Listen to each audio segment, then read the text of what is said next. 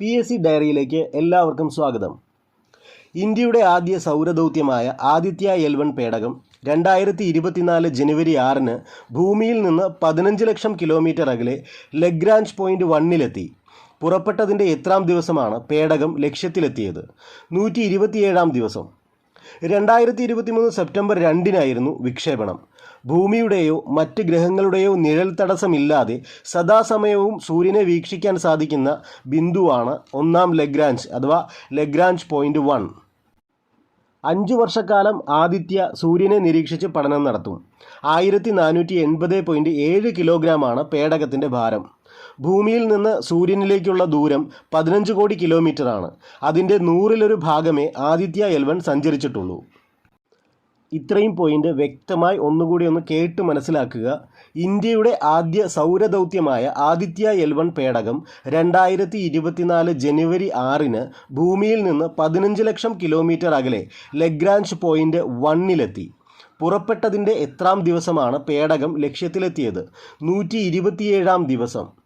2023 September 2-നായിരുന്നു വിക്ഷേപണം. ഭൂമിയുടെയോ മറ്റ് ഗ്രഹങ്ങളുടെയോ നിഴൽ തടസ്സമില്ലാതെ സദാസമയവും സൂര്യനെ വീക്ഷിക്കാൻ സാധിക്കുന്ന ബിന്ദുവാണ് ഒന്നാം ലഗ്രാഞ്ച് അഥവാ L1. 5 വർഷക്കാലം ആദിത്യ സൂര്യനെ നിരീക്ഷിച്ച് പഠനം നടത്തും. 1480.7 കിലോഗ്രാമാണ് പേടകത്തിൻ്റെ ഭാരം. ഭൂമിയിൽ നിന്ന് സൂര്യനിലേക്കുള്ള ദൂരം 15 കോടി കിലോമീറ്ററാണ്. അതിൻ്റെ 100-ലൊരു ഭാഗമേ ആദിത്യ L1 സഞ്ചരിച്ചിട്ടുള്ളൂ. ആദിത്യ L1, ചന്ദ്രയാൻ 3, എക്സ്പോസാറ്റ് ഈ 3 ഉപഗ്രഹങ്ങളാണ് അടുത്തിടെ വിക്ഷേപിച്ചിട്ടുള്ളത്. ഈ 3 ഉപഗ്രഹങ്ങളെക്കുറിച്ച് വ്യക്തമായി മനസ്സിലാക്കിയിരിക്കണം. ഈ ഉപഗ്രഹങ്ങളൊക്കെ വിക്ഷേപിച്ച തീയതി, അത് വിക്ഷേപിക്കാൻ ഉപയോഗിച്ച വാഹനം, ഇതിന് പിന്നിൽ പ്രവർത്തിച്ച വ്യക്തികൾ, ഇത് വിക്ഷേപിച്ച സ്ഥലം, എന്ത് ഉദ്ദേശത്തോടെയാണ് ഓരോ ഉപഗ്രഹവും വിക്ഷേപിച്ചിട്ടുള്ളത്, ഇതൊക്കെ വ്യക്തമായി മനസ്സിലാക്കി വെക്കണം. കാരണം വേണമെങ്കിൽ ഇതൊരു സ്റ്റേറ്റ്മെൻറ്റ് രൂപത്തിൽ ഈ പറഞ്ഞ ഓരോ പോയിൻറ്റും സ്റ്റേറ്റ്മെൻറ്റ് രൂപത്തിൽ ശരിയാക്കിയും തെറ്റിച്ചുമൊക്കെ കൊടുക്കാവുന്നതാണ്. അതുകൊണ്ട് ഈ പറഞ്ഞ 3 ഉപഗ്രഹങ്ങളാണ് അടുത്തിടെ വിക്ഷേപിച്ചിട്ടുള്ളത്. ആദിത്യ L1, എക്സ്പോസാറ്റ്, അതുപോലെ ചന്ദ്രയാൻ 3 ഉറപ്പായും ഉണ്ടാവും. അപ്പോൾ ഇത് നിങ്ങൾ കൃത്യമായിട്ട് വ്യക്തമായി മനസ്സിലാക്കി തന്നെ വെച്ചോ. 1 മാർക്ക് നിങ്ങൾക്ക് ഉറപ്പാണ്. ഈ ചാനൽ ഇതുവരെ സബ്സ്ക്രൈബ് ചെയ്തിട്ടില്ലാത്തവർ സബ്സ്ക്രൈബ് ചെയ്ത് ബെല്ലൈക്കൺ എനേബിൾ ചെയ്യുക. എന്തായാലും നമ്മുടെ യൂട്യൂബ് ചാനലിലും ടെലഗ്രാം ചാനലിലും അംഗമായിട്ടുള്ളവർക്ക് ബുദ്ധിമുട്ടുണ്ടാവില്ല. കാരണം നമ്മളിവിടെ ഇടുന്ന എല്ലാ വീഡിയോയുടെയും എക്സാമും റിവിഷനും ഒക്കെ കൃത്യമായിട്ട് ഇടുന്നുണ്ട്. ഡിസ്ക്രിപ്ഷൻ ബോക്സിൽ കൊടുത്തിട്ടുള്ള ലിങ്ക് വഴി നിങ്ങൾക്കും ടെലഗ്രാം ചാനലിൽ ജോയിൻ ചെയ്യാം. ബഹിരാകാശത്ത് അടുത്തിടെ വൈദ്യുതി ഉൽപ്പാദനശേഷി കൈവരിച്ച് ISRO നേട്ടം സ്വന്തമാക്കിയത് ഏത് പരീക്ഷണത്തിലൂടെയാണ്? Fuel cell power systems FCPS. സ്വന്തമായി ബഹിരാകാശ കേന്ദ്രം സ്ഥാപിക്കുന്നതിനുള്ള ആദ്യ ചുവടെന്ന നിലയിലാണ് വിക്രം സാരാഭായ് സ്പേസ് സെൻ്ററിൽ വികസിപ്പിച്ച പരീക്ഷണം വിജയം കണ്ടത്. സ്വന്തമായി ബഹിരാകാശ കേന്ദ്രം സ്ഥാപിക്കുന്നതിനുള്ള ആദ്യ ചുവടെന്ന നിലയിലാണ് വിക്രം സാരാഭായ് സ്പേസ് സെൻ്ററിൽ വികസിപ്പിച്ച പരീക്ഷണം വിജയം കണ്ടത്. പുതുവർഷ ദിനത്തിൽ വിക്ഷേപിച്ച PSLV C-58 നടത്തിയ ഹ്രസ്വ പരീക്ഷണത്തിലാണ് 180 വാട്ട് വൈദ്യുതി ഉത്പാദിപ്പിച്ചത്. പുതുവർഷ ദിനത്തിൽ വിക്ഷേപിച്ച PSLV C-58 നടത്തിയ ഹ്രസ്വ പരീക്ഷണത്തിലാണ് 180 വാട്ട് വൈദ്യുതി ഉത്പാദിപ്പിച്ചത്. ഇതും ഞാനീ പറഞ്ഞതിനോടൊക്കെ അനുബന്ധമായി ഓർത്തിരിക്കേണ്ട ഒരു നല്ലൊരു പോയിന്റ് തന്നെയാണ്. അടുത്തൊരു പോയിന്റ്, പുരാതന ഗ്രീസിലെ ഏറ്റവും വലിയ കൊട്ടാരം 16 വർഷം നീണ്ട പുനരുദ്ധാരണ പ്രവർത്തനങ്ങൾക്ക് ശേഷം അടുത്തിടെ വീണ്ടും തുറന്നു. കൊട്ടാരത്തിൻ്റെ പേര് എഗായ്. 2300 വർഷം മുൻപ് അലക്സാണ്ടർ ചക്രവർത്തിയുടെ പിതാവ് ഫിലിപ്പ് രണ്ടാമൻ നിർമ്മിച്ച കൊട്ടാരമാണിത്. ഫിലിപ്പ് രണ്ടാമൻ്റെ വധം, തുടർന്ന് മാസിഡോണിയയുടെ രാജാവായുള്ള അലക്സാണ്ടറുടെ കിരീടധാരണം തുടങ്ങിയ ചരിത്ര സംഭവങ്ങൾക്ക് സാക്ഷ്യം വഹിച്ച കൊട്ടാരം BC 148-ൽ റോമാക്കാർ നശിപ്പിച്ചു. 19-ാം നൂറ്റാണ്ടിൻ്റെ തുടക്കത്തിൽ നടത്തിയ ഉത്ഖനനത്തിലൂടെ അത് കണ്ടെത്തുകയായിരുന്നു. യുനെസ്കോയുടെ ലോക പൈതൃക പട്ടികയിൽ സ്ഥാനം പിടിച്ച കൊട്ടാരം കൂടിയാണ് എഗായ്. ഇത്രയും പോയിന്റ് ഒന്നുകൂടി നോക്കാം. പുരാതന ഗ്രീസിലെ ഏറ്റവും വലിയ കൊട്ടാരം 16 വർഷം നീണ്ട പുനരുദ്ധാരണ പ്രവർത്തനങ്ങൾക്ക് ശേഷം അടുത്തിടെ വീണ്ടും തുറന്നു. കൊട്ടാരത്തിൻ്റെ പേര് എഗായ്. 2300 വർഷം മുൻപ് അലക്സാണ്ടർ ചക്രവർത്തിയുടെ പിതാവ് ഫിലിപ്പ് രണ്ടാമൻ നിർമ്മിച്ച കൊട്ടാരമാണിത്. ഫിലിപ്പ് രണ്ടാമൻ്റെ വധം, തുടർന്ന് മാസിഡോണിയയുടെ രാജാവായുള്ള അലക്സാണ്ടറുടെ കിരീടധാരണം തുടങ്ങിയ ചരിത്ര സംഭവങ്ങൾക്ക് സാക്ഷ്യം വഹിച്ച കൊട്ടാരം BC 148-ൽ റോമാക്കാർ നശിപ്പിച്ചു. 19-ാം നൂറ്റാണ്ടിൻ്റെ തുടക്കത്തിൽ നടത്തിയ ഉത്ഖനനത്തിലൂടെ അത് കണ്ടെത്തുകയായിരുന്നു. യുനെസ്കോയുടെ ലോക പൈതൃക പട്ടികയിൽ സ്ഥാനം പിടിച്ച കൊട്ടാരം കൂടിയാണ് എഗായ്. ചില കറണ്ട് അഫയേഴ്സൊക്കെ പഠിക്കുമ്പോൾ നമ്മളൊരു കഥ പോലെ കേട്ടിരുന്നാൽ മതി, അത് പഠിക്കണമെന്നില്ല. ആ കാര്യം നിങ്ങൾ കേട്ട് നന്നായിട്ട് മനസ്സിലാക്കുമ്പോൾ നിങ്ങളുടെ മനസ്സിലേക്ക് അത് ചിത്രരൂപത്തിലേക്കൊക്കെ വരുമ്പോൾ പിന്നീട് അത് പോകത്തില്ല. യെഗായ് കൊട്ടാരത്തിൻ്റെ അവശിഷ്ടങ്ങളാണ് നിങ്ങളിപ്പോൾ ഈ ചിത്രത്തിൽ കാണുന്നത്. നിങ്ങൾ അവിടെ ഒരു വലിയൊരു കൊട്ടാരം സങ്കല്പിച്ച് നോക്കുക. ഈ നമ്മുടെ അലക്സാണ്ടർ ചക്രവർത്തിയുടെ പിതാവ് ഫിലിപ്പ് രണ്ടാമൻ നിർമ്മിച്ചൊരു വലിയൊരു കൊട്ടാരം, അതേപോലെ ഫിലിപ്പ് രണ്ടാമൻ്റെ വധം, പിന്നെ നമ്മുടെ അലക്സാണ്ടർ ചക്രവർത്തിയുടെ കിരീടധാരണം, ഇതൊക്കെ നിങ്ങൾക്ക് ചിത്രരൂപത്തിൽ അവിടെ ഒരു സങ്കല്പിക്കാൻ പറ്റിയിട്ടുണ്ടെങ്കിൽ ഒരിക്കലും നിങ്ങൾക്ക് ഇതൊരു ക്വസ്റ്റ്യനായിട്ട് വരുമ്പോൾ നിങ്ങൾക്കത് നിങ്ങളുടെ കയ്യിൽ നിന്നും പോവില്ല. ഉറപ്പായിട്ടും നിങ്ങൾക്ക് ഓർമ്മിച്ചെഴുതാൻ പറ്റും. കാരണം നമ്മുടെ മൈൻഡ് സെറ്റ് അങ്ങനെയാണ്. നമ്മൾ ഒരു ചിത്രരൂപത്തിൽ മനസ്സിലാക്കുന്ന കാര്യങ്ങളൊക്കെ അങ്ങനെ അത് പതിഞ്ഞു കിടക്കും. അതുകൊണ്ട് നിങ്ങൾക്കിത് ചില കറണ്ട് അഫയേഴ്സ് ഒക്കെ പഠിക്കുമ്പോൾ ചിത്രരൂപത്തിൽ നമ്മൾ സങ്കല്പിച്ച് തന്നെ പഠിക്കുക. അപ്പോൾ നമുക്ക് എളുപ്പമായിരിക്കും.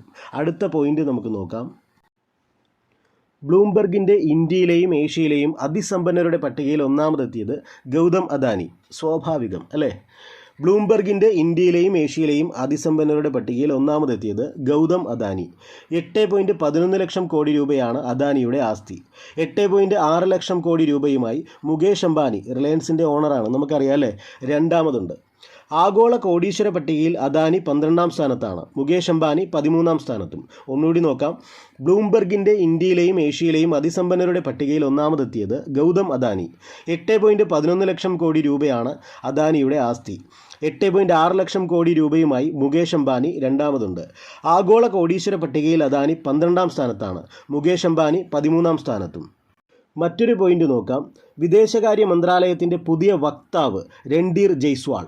വിദേശകാര്യ മന്ത്രാലയത്തിൻ്റെ പുതിയ വക്താവ് രൺധീർ ജയ്സ്വാൾ. നിലവിൽ വക്താവായിരുന്ന അരിന്ദം ബാഗ്ചി ജനീവയിൽ UN ഉൾപ്പെടെയുള്ള അന്താരാഷ്ട്ര സംഘടനകളുടെ സ്ഥിരം പ്രതിനിധിയായി ചുമതലയേറ്റതിനെ തുടർന്നാണ് പുതിയ നിയമനം. രൺധീർ ജയ്സ്വാളിന് മുമ്പ് ആരായിരുന്നു വിദേശകാര്യ മന്ത്രാലയത്തിൻ്റെ വക്താവ്? അത് നമുക്കറിയാമല്ലേ, അരിന്ദം ബാഗ്ചി. നിലവിൽ വക്താവായിരുന്ന അരിന്ദം ബാഗ്ചി ജനീവയിൽ UN ഉൾപ്പെടെയുള്ള അന്താരാഷ്ട്ര സംഘടനകളുടെ സ്ഥിരം പ്രതിനിധിയായി ചുമതലയേറ്റതിനെ തുടർന്നാണ് പുതിയ നിയമനം. ഏത് രാജ്യത്താണ് അവിടുത്തെ ആദ്യ ബഹിരാകാശ സഞ്ചാരിയെ യുവജനകാര്യ മന്ത്രിയായി നിയമിച്ചത്? UAE. ഏത് രാജ്യത്താണ് അവിടുത്തെ ആദ്യ ബഹിരാകാശ സഞ്ചാരിയെ യുവജനകാര്യ മന്ത്രിയായി നിയമിച്ചത്? UAE. സുൽത്താൻ അൽ നയാദിയാണ് നിയമിക്കപ്പെട്ടത്. 6 മാസം അന്താരാഷ്ട്ര ബഹിരാകാശ നിലയത്തിൽ കഴിഞ്ഞ നയാദി ആദ്യമായി ബഹിരാകാശത്തെത്തിയ അറബ് വംശജൻ കൂടിയാണ്. ഇത് ചോദിക്കാൻ സാധ്യതയുള്ള നല്ല പോയിന്റുകളാണ്. എന്തായാലും ഒന്നുകൂടെ നോക്കാം. ഏത് രാജ്യത്താണ് അവിടുത്തെ ആദ്യ ബഹിരാകാശ സഞ്ചാരിയെ യുവജനകാര്യ മന്ത്രിയായി നിയമിച്ചത്? ഇത് UAEയിലാണ്. യുണൈറ്റഡ് അറബ് എമിറേറ്റ്സ് എന്നാണ് UAE അല്ലേ. സുൽത്താൻ അൽ നയാദിയാണ് നിയമിക്കപ്പെട്ടത്. 6 മാസം അന്താരാഷ്ട്ര ബഹിരാകാശ നിലയത്തിൽ കഴിഞ്ഞ നയാദി ആദ്യമായി ബഹിരാകാശത്തെത്തിയ അറബ് വംശജൻ കൂടിയാണ്. അതാണ് നയാദിയുടെ പ്രത്യേകത. 6 മാസം അന്താരാഷ്ട്ര ബഹിരാകാശ നിലയത്തിൽ കഴിഞ്ഞ നയാദി ആദ്യമായി ബഹിരാകാശത്തെത്തിയ അറബ് വംശജൻ കൂടിയാണ്. ഇതാണ് നമ്മുടെ നയാദിയുടെ പ്രത്യേകത. അപ്പോൾ അടുത്തൊരു പോയിന്റ്, കളിക്കാരനായും പരിശീലകനായും സ്വന്തം രാജ്യത്തിന് ലോകകപ്പ് കിരീടം നേടിക്കൊടുത്ത ആദ്യ ഫുട്ബോളർ 2024 ജനുവരി 5-ന് അന്തരിച്ചു. അദ്ദേഹത്തിൻ്റെ പേര് മരിയോ സഗാലോ, 92 വയസ്സ്. കളിക്കാരനായും പരിശീലകനായും സ്വന്തം രാജ്യത്തിന് ലോകകപ്പ് കിരീടം നേടിക്കൊടുത്ത ആദ്യ ഫുട്ബോളറാണ് 2024 ജനുവരി 5-ന് അന്തരിച്ചത്. അദ്ദേഹത്തിൻ്റെ പേര് മരിയോ സഗാലോ, 92 വയസ്സ്. 1958, 62 വർഷങ്ങളിൽ ലോകകപ്പ് നേടിയ ബ്രസീൽ ടീമിലെ പ്രധാന കളിക്കാരനായിരുന്നു സഗാലോ. പരിശീലകനായിരിക്കെയാണ് 1970 ബ്രസീൽ 3ാമത്തെ കിരീടം നേടിയത്. 1994 ടീം 4ാം ലോകകപ്പ് നേടുമ്പോൾ അദ്ദേഹം സഹപരിശീലകനായും പ്രവർത്തിച്ചു. ഇതൊക്കെ ഞാൻ വായിക്കുമ്പോൾ നിങ്ങളത് കേട്ടിരുന്നാൽ തന്നെ നിങ്ങൾക്ക് കുറേയൊക്കെ മനസ്സിലാവും. അപ്പോൾ ബാക്കി നോക്കാം. നായകനായും പരിശീലകനായും ലോകകപ്പ് ഏറ്റുവാങ്ങിയ രണ്ടാമനായ പശ്ചിമ ജർമ്മനിയുടെ ബെക്കൻ ബോവറും ജനുവരി 7-ന് അന്തരിച്ചു. 1974 നെതർലൻഡ്സിനെ തോൽപ്പിച്ച് പശ്ചിമ ജർമ്മനി ലോകകപ്പ് നേടുമ്പോൾ ബെക്കൻ ബോവർ ടീമിൻ്റെ നായകനായിരുന്നു.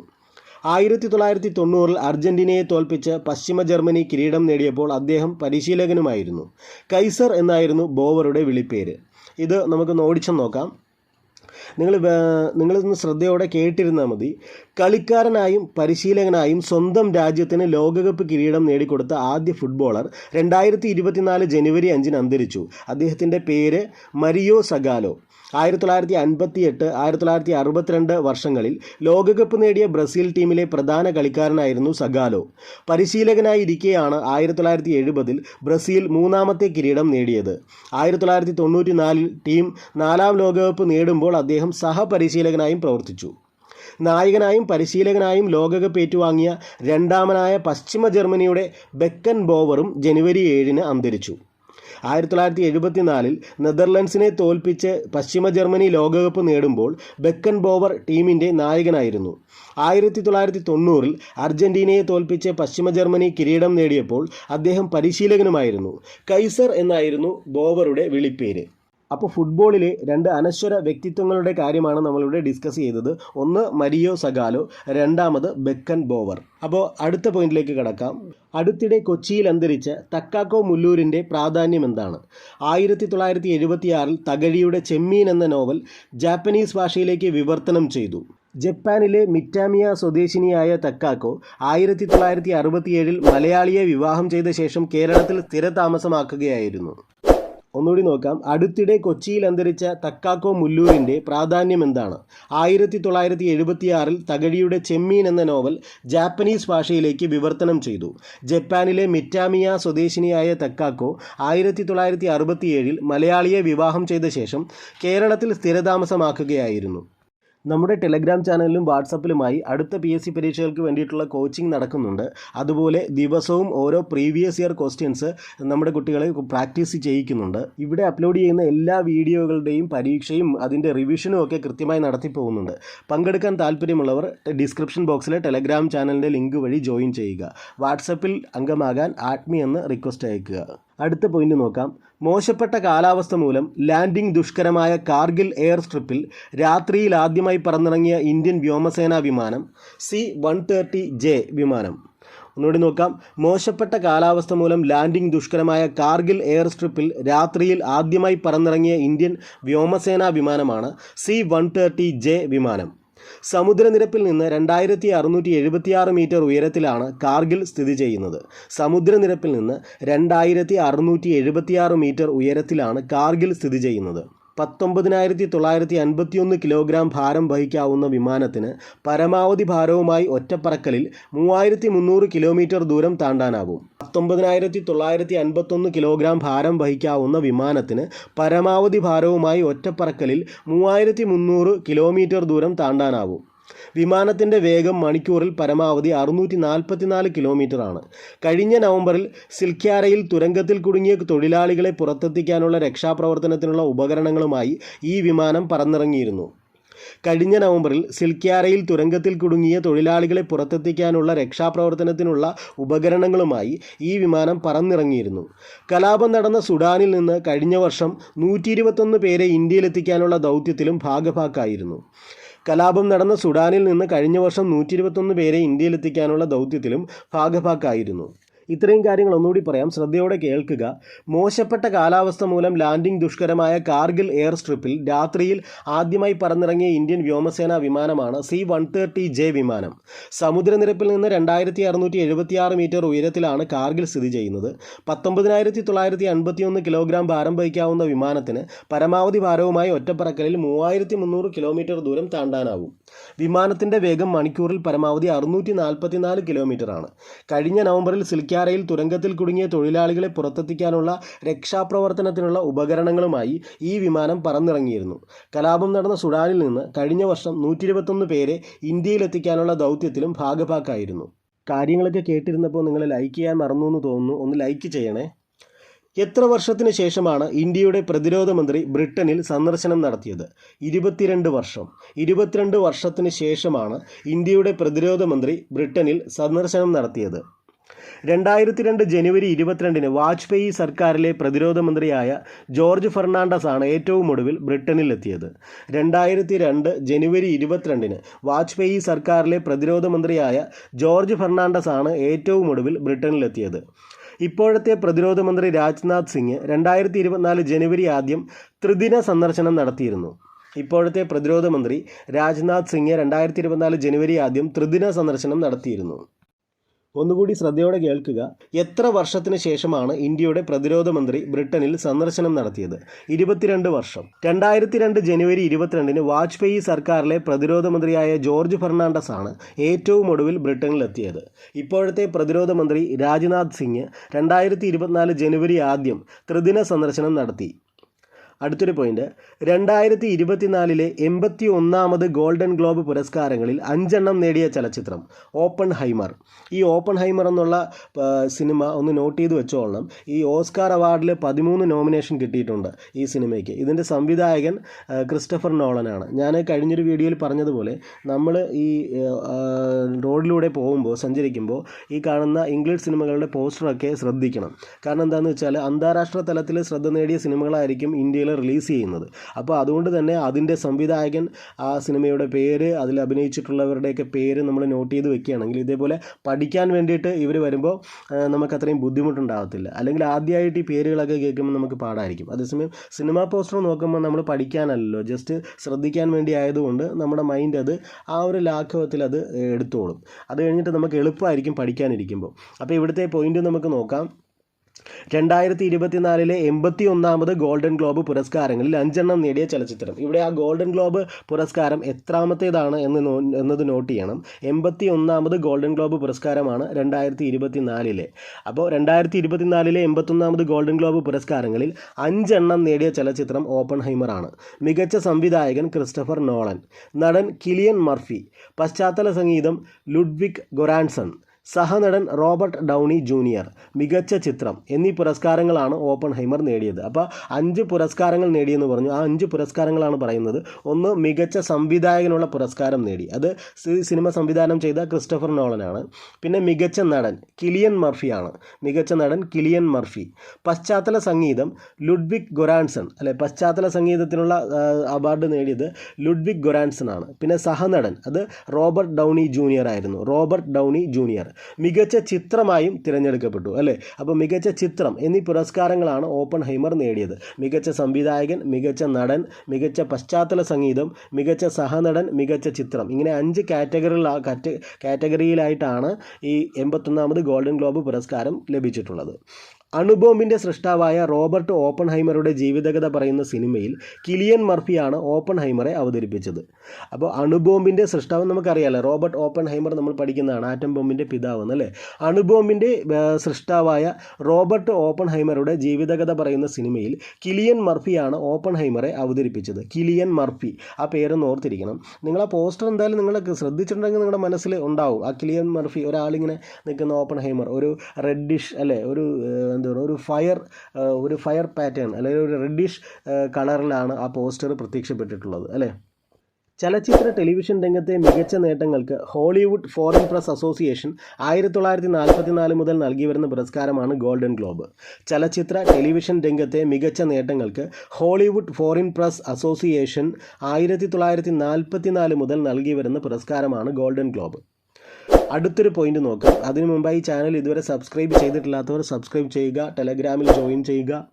ബംഗ്ലാദേശിൻ്റെ പ്രധാനമന്ത്രിയായി തുടർച്ചയായി എത്രാം വട്ടമാണ് ഷെയ്ഖ് ഹസീന, 76 വയസ്സുണ്ടല്ലേ, ഷെയ്ഖ് ഹസീന ചുമതലയേറ്റത്? 4ാം വട്ടം, അല്ലേ. 4ാമത്തെ പ്രാവശ്യമാണ് ബംഗ്ലാദേശിൻ്റെ പ്രധാനമന്ത്രിയായി തുടർച്ചയായി ഷെയ്ഖ് ഹസീന ചുമതലയേൽക്കുന്നത്. നമ്മുടെ അയൽ രാജ്യങ്ങളുമായിട്ടുള്ള ബന്ധങ്ങളും അയൽ രാജ്യങ്ങളും അതിർത്തികളും ഇതൊക്കെ നമ്മുടെ ഒരു ടോപ്പിക്കാണ്. അപ്പോൾ അയൽ രാജ്യങ്ങളിലെ പ്രധാനമന്ത്രിമാർ അല്ലെ പ്രസിഡന്റുമാരൊക്കെ നമ്മൾ നോട്ട് ചെയ്ത് വെക്കേണ്ടതാണ്. ഭൂട്ടാൻ്റെതൊക്കെ നമ്മൾ കഴിഞ്ഞ ക്ലാസ്സിൽ പഠിച്ചിട്ടുണ്ട്, ഷെറിംഗ് തോബ്ഗെ അല്ലേ.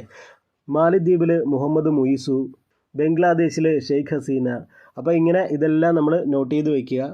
1996 ഹസീന ആദ്യമായി പ്രധാനമന്ത്രിയായത്. 5ാം തവണയാണ് പ്രധാനമന്ത്രി പദവിയിലെത്തുന്നത്. വിശ്വാസ്യതയില്ലെന്നാരോപിച്ച് മുൻ പ്രധാനമന്ത്രി കാലിദാസിയയുടെ ബംഗ്ലാദേശ് നാഷണൽ പാർട്ടി ഉൾപ്പെടെ 16 പ്രതിപക്ഷ കക്ഷികൾ തിരഞ്ഞെടുപ്പ് ബഹിഷ്കരിച്ചിരുന്നു. അവാമി ലീഗ് പാർട്ടിയെ പ്രതിനിധീകരിക്കുന്ന ഷെയ്ഖ് ഹസീന ബംഗ്ലാദേശ് രാഷ്ട്രപിതാവായ ഷെയ്ഖ് മുജീബുർ റഹ്മാൻ്റെ മകളാണ്. ഇത് സ്റ്റേറ്റ്മെൻറ്റ് ടൈപ്പാക്കി ചോദിക്കാൻ പറ്റുന്ന ഒത്തിരി പോയിന്റുകൾ ഇതിനകത്തുണ്ട്. ഒന്ന്, ഇപ്പം നിലവിൽ ബംഗ്ലാദേശിൻ്റെ പ്രധാനമന്ത്രി ആര്? ഷെയ്ഖ് ഹസീന. എത്രാം തവണയാണ് ഷെയ്ഖ് ഹസീന തുടർച്ചയായി ബംഗ്ലാദേശിൻ്റെ പ്രധാനമന്ത്രിയാകുന്നത്? 4ാം തവണ. ഷെയ്ഖ് ഹസീന ആദ്യമായി ബംഗ്ലാദേശിൻ്റെ പ്രധാനമന്ത്രിയായ വർഷം 1996. എത്രാമത്തെ തവണയാണ് പ്രധാനമന്ത്രിയായി ഷെയ്ഖ് ഹസീന പദവിയിലെത്തുന്നത് 5ാമത്തെ തവണ. ഇനി അടുത്തൊരു പോയിന്റ്, ബംഗ്ലാദേശിൻ്റെ മുൻ പ്രധാനമന്ത്രി കാലിദാസിയ പ്രതിനിധീകരിച്ചിരുന്ന രാഷ്ട്രീയ പാർട്ടി ഏതാണ്? Bangladesh national party BNP. നിലവിലെ ബംഗ്ലാദേശ് പ്രധാനമന്ത്രിയായ ഷെയ്ഖ് ഹസീന പ്രതിനിധീകരിക്കുന്ന രാഷ്ട്രീയ പാർട്ടി ഏത്? അവാമി ലീഗ്. അപ്പോൾ ഇത്രയും ചോദ്യങ്ങൾ ഈ ഒരൊറ്റ പോയിന്റിൽ നിന്ന് നമുക്ക് കിട്ടും. അടുത്ത വളരെ പ്രധാനപ്പെട്ട, ചോദിക്കാൻ ഏറ്റവും കൂടുതൽ സാധ്യതയുള്ളൊരു ക്വസ്റ്റ്യൻ ആണ്. ഇതും ഉറപ്പായിട്ടും 100% നോട്ട് ചെയ്ത് വെച്ചോളുക. 2024 ഹരിവരാസനം അവാർഡ് നേടിയത് PK വീരമണിദാസൻ. ഇദ്ദേഹം തമിഴ് പിന്നണി ഗായകനാണ്. 2024 ഹരിവരാസനം അവാർഡ് നേടിയത് PK വീരമണിദാസൻ, തമിഴ് പിന്നണി ഗായകനാണ്. ഈ ഒരു കാറ്റഗറിയിൽ സ്ഥിരം ചോദിക്കുന്നതും നമുക്കെപ്പോഴും തെറ്റിപ്പോകുന്നതുമായിട്ടുള്ള ചില അവാർഡുകളാണ് ഹരിവരാസനം അവാർഡ്, അതേപോലെ ചിത്തിര തിരുനാൾ അവാർഡ്, സ്വാതി സംഗീത പുരസ്കാരം, നിശാഗന്ധി പുരസ്കാരം. അപ്പോൾ ഞാനീ പറഞ്ഞ പുരസ്കാരങ്ങളൊക്കെ അങ്ങോട്ടും ഇങ്ങോട്ടും എപ്പോഴും മാറിപ്പോകും നമുക്ക്. അതുകൊണ്ട് ഇത് ഞാനീ പറഞ്ഞ പുരസ്കാരങ്ങൾ കൃത്യമായിട്ടൊരു ബുക്കിലേക്ക് എഴുതി കൃത്യമായി പഠിച്ച് മനസ്സിലാക്കി വെക്കുക, അങ്ങോട്ടും ഇങ്ങോട്ടും തെറ്റിപ്പോകാതിരിക്കട്ടെ. എന്തായാലും ഇപ്പം നമ്മൾ ഡിസ്കസ് ചെയ്തുകൊണ്ടിരിക്കുന്ന ഈ വീഡിയോയുടെയും പരീക്ഷ അടുത്ത് തന്നെ നമ്മുടെ ടെലഗ്രാം ചാനലിലും അതേപോലെ വാട്സപ്പ് ഗ്രൂപ്പിലും ഉണ്ടാവും. അപ്പോൾ നിങ്ങളത് കൃത്യമായിട്ട് നിങ്ങളിത് ഫോളോ അപ്പ് ചെയ്യുകയാണെങ്കിൽ അത് നിങ്ങൾക്കൊരു അസറ്റ് ആയിരിക്കും. പരീക്ഷയ്ക്ക് ഒരു മുൻതൂക്കം കിട്ടും നിങ്ങൾക്ക്. കാരണം ഇങ്ങനെ പരീക്ഷ എഴുതുകയും പിന്നെ അതിൻ്റെ റിവിഷൻ കൂടി അറ്റൻഡ് ചെയ്യുമ്പോൾ നിങ്ങൾക്ക് അത് ഒത്തിരി ഗുണം ചെയ്യും. അപ്പോൾ ടെലഗ്രാം ചാനലിൽ ജോയിൻ ചെയ്യുക. അടുത്തൊരു പോയിന്റ്, ഇന്ത്യൻ പ്രധാനമന്ത്രിയുടെ ലക്ഷദ്വീപ് സന്ദർശനത്തിനെതിരെ അപകീർത്തിപരമായ പരാമർശങ്ങൾ നടത്തിയതിനെ തുടർന്ന് ഏത് അയൽ രാജ്യത്തെ 3 മന്ത്രിമാർക്കാണ് രാജിവെക്കേണ്ടി വന്നത്? മാലിദ്വീപ്. അല്ല, ഞാൻ നേരത്തെ പറഞ്ഞു മാലിദ്വീപിൻ്റെ പ്രസിഡന്റ് നമുക്കറിയാമല്ലേ, മുഹമ്മദ് മുയിസു, ചൈന അനുകൂലിയായിട്ടുള്ളൊരു പ്രസിഡന്റാണ്. അദ്ദേഹം അധികാരത്തിൽ കയറിയതിന് ശേഷമാണ് ഇന്ത്യക്കെതിരെ ചില പരാമർശങ്ങളൊക്കെ അദ്ദേഹത്തിൻ്റെ മന്ത്രിസഭയിലെ മന്ത്രിമാർ നടത്തിയത് അല്ലേ.